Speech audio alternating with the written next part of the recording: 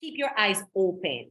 Keep your eyes open in this quarter for 3 ways that self-sabotage can show up when you've decided to win and you've decided to lay out your strategy, organize your time, set your deadlines, build in your accountability systems.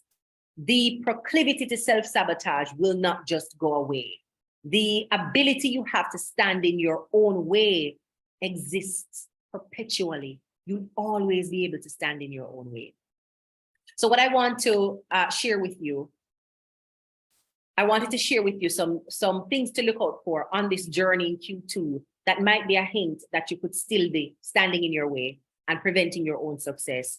In other words, self-sabotaging. So remember, we defined it as either doing or failing to do the things that will prevent you from achieving your goals. Now, what it will look like is not deciding that I want to go to the gym and then canceling my gym membership.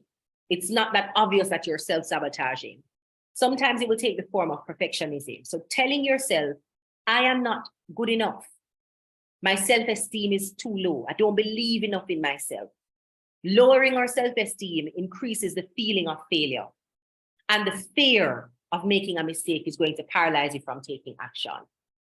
So if you say things like, I'm not good enough, I'm not ready yet, somebody needs to do this, this is not my kind of thing, it's another person kind of thing, I don't think that this is for me. Saying those things will lower your self-esteem. And when the self-esteem is low, you already feel like a failure. And so it's like a self-defeating or self-prophesying, what's the phrase? Self-fulfilling prophecy. That's the phrase I'm looking for. Where you tell yourself you're not good enough, and so you don't do it because of the low self-esteem. And so inevitably you fail. And then you prove to yourself that you were not good enough in the first place, because there I am, having failed at the goal. So the perfectionism is sometimes how it shows up, and the negative self-talk behind that perfectionism. This product is not ready yet. This business is not ready yet. I am not ready yet. I am not good enough yet. Nobody will want this. Nobody will want me. And it convinces you not to try. That fear, as I said, of making the mistake, of failing, paralyzes you until you don't take action. That is self-defeating behavior. That is self-sabotage. And if you find yourself saying that to yourself, then just know it's the chimp talking. The chimp that's trying to stay in its comfort zone and doesn't want you to do anything challenging for fear that it might lose something trivial, but something worth losing in order to accomplish a long-term goal. Another way that your self-sabotage might show up in a sneaking way is through procrastination. And I think to some degree, we're all familiar with leaving things until the 11th hour on a regular basis so that you feel dissatisfied with the final outcome. Again, affirming the feeling of failure that you were afraid of in the first place. Inevitably, that's what happens with procrastination. You are supposed to do something by a particular time in order to guarantee an optimal outcome. You do not do it by the particular time that it is to be done. And so the outcome is not optimal. The outcome is subpar. The outcome is mediocre. The outcome is failure. And that affirms that preceding sense of, I'm not good enough. That preceding sense of, I'm not ready yet. I probably should not do this. I will not be successful. By procrastinating, you're almost guaranteeing that you're going to fail.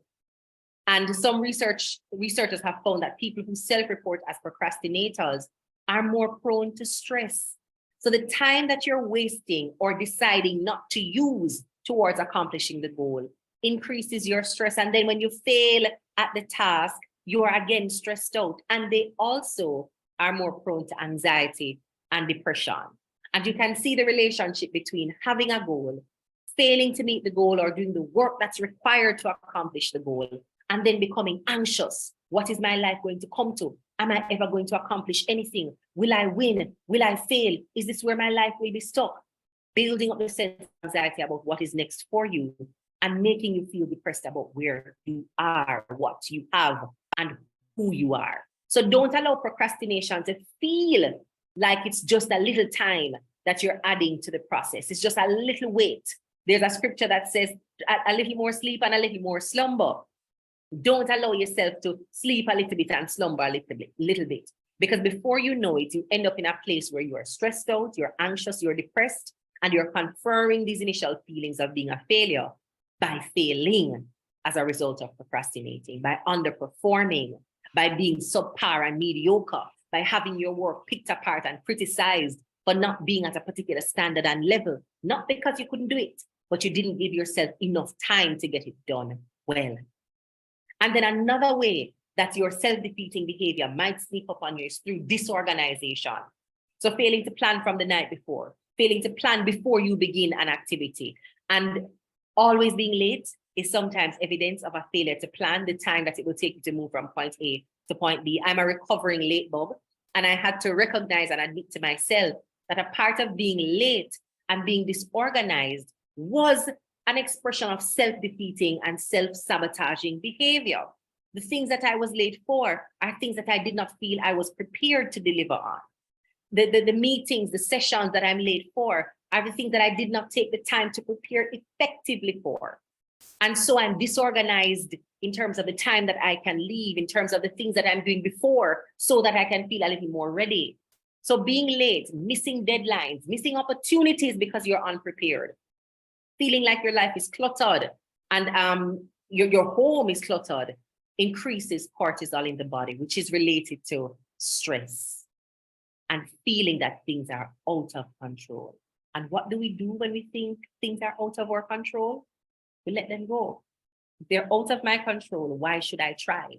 If they are out of my control, why should I kill up myself to try and fix this thing? Let me leave it alone. Let me walk away. Let me turn my back. Let me tell myself it's not important and I don't want it. Let me procrastinate a little bit more. Let me pick at it and tell myself that it is not perfect yet, and a little tweaking and a little fixing and a little stressing about it before I actually get to work is necessary. And I know I had mentioned 3 things to look out for, but this 4th one I think is also important to drop in the mix before we go, because it will speak to your ability to manage your time well. Overcommitment, not being able to finish everything you start because you're saying yes to everything. It creates guilt when you don't finish what you start because you have overcommitted your time when you ought to have given a few more deliberate and pointed no's. It creates guilt and it sets you up to put yourself last.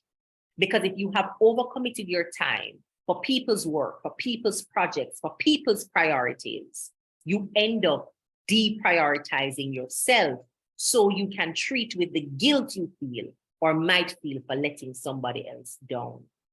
And so overcommitting might feel to you like you're showing up for people, you're being a nice person, you're demonstrating care, you're demonstrating community. But the minute you start to overcommit, it is a self-sabotaging feature, because what you're trying to do is fill the calendar up with other things so you can deprioritize your main thing. And we do that because of a feeling or a sense of low self-worth. I believe profoundly that time management is about self-worth. Knowing that your time is important, that working on your projects is important, valuing the outcomes and the long-term benefits for taking good action in the present, smart action in the present, has to come from a place of self-worth. Now, when we do not believe that as we are worthy, we seek that affirmation from others. And so we want to be told we are good and good enough by them. And so we say yes to all the requests. Yes, we can show up for you. Yes, you can ask me at last minute to do this thing and I will stop everything I'm doing to do it for you so that you can tell me I'm a good person, so that you can tell me that I am worthy, so you can find me nice, so you can find me palatable, so you will always call and check in and invite me and call me the good one. Because I don't feel that in myself, I end up overcommitting so that other people, through my behavior, other people can see it for me and affirm me. So just to go over those 4 again, perfectionism is sometimes one way that the self-sabotaging behavior might pop up for you in this quarter. Procrastination, leaving things until the 11th hour on a regular basis so that it is not done well, and therefore you can feel like a failure.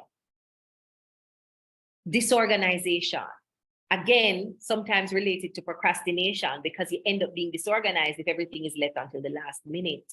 Missing deadlines, missing opportunities, feeling overwhelmed as though things are out of your control and therefore highly stressed and anxious about the direction of your life. And overcommitting, looking at your calendar and realize people are in your calendar more than you are.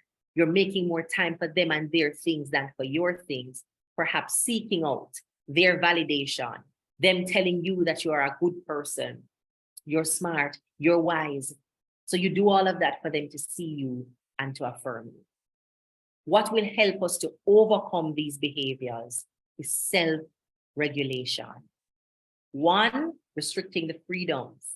We've shared about setting timers, using apps on our phones to block access to some of these other social media apps so we can work with focus. You can also try the Pomodoro technique, which is to set a timer on your phone, just as we did in our training session a few minutes ago, to give yourself a 15-minute, 30-minute, 45-minute of uninterrupted time to do important work, reducing your temptations and your distractions. So if you have a particular goal around money and saving and reducing spend, we're going to have to delete the apps that prompt you to spend. Maybe you're not the kind of person who should have Amazon on your phone as an app. Maybe you shouldn't have that Fashion Nova app on your phone. Maybe you should be blocking the website, putting the email notifications that you're getting as spam so they don't come into your main inbox anymore from those favorite shopping sites. Reduce the temptation and the distraction. Tightening your deadlines is also a way to get the important things done quickly. And through our 4 to finish strategy, that's one of the ways to tighten the deadlines, by reducing the steps to get to your outcome. But you can also shorten a deadline. Yes, you might have 3 months to do these things, but if you can get it done in 3 weeks, why not? And pack in some accountability around that so other people will check on you. And the last thing I want to recommend, and I encourage us doing this, and it's done right throughout our panel. The minute you get to your essential action sheet, you'll see that we have a space for you to work through your small steps. So your 4 steps to finish, again, focusing on 1 step at a time, step A, step B, step C, step D, each day and each week. And then even if you're not successful at the end of the week, we ask you to identify the next best step. Yes, we didn't get everything that we wanted to get done, but could I find my next best step? Could I focus on the small step? Could I prioritize laying each brick the best way I can, brick by brick, step by step, action by action, so we don't feel overwhelmed, but we are still purposeful and enthusiastic and consistent in taking our small steps. So consider self-regulation, how we can restrict our freedoms, reduce our temptations and distractions, tighten our deadlines, get an accountability partner, all strategies that you can try. And when that fails and you feel things have crumbled and you're not where you want to be and you're not feeling very encouraged, what could be my next best step? And can I focus on taking this 1 step as best as I can? Thank you so much for watching this video. If you like the content and want to see more, please do like, subscribe, and of course, share it with someone in your community who you know needs to be energized with this reminder about how to stop self-sabotaging. Looking forward to seeing you with us in our Good Gas Mondays community right here on YouTube for lots more videos, training, coaching, and tools to help you achieve more.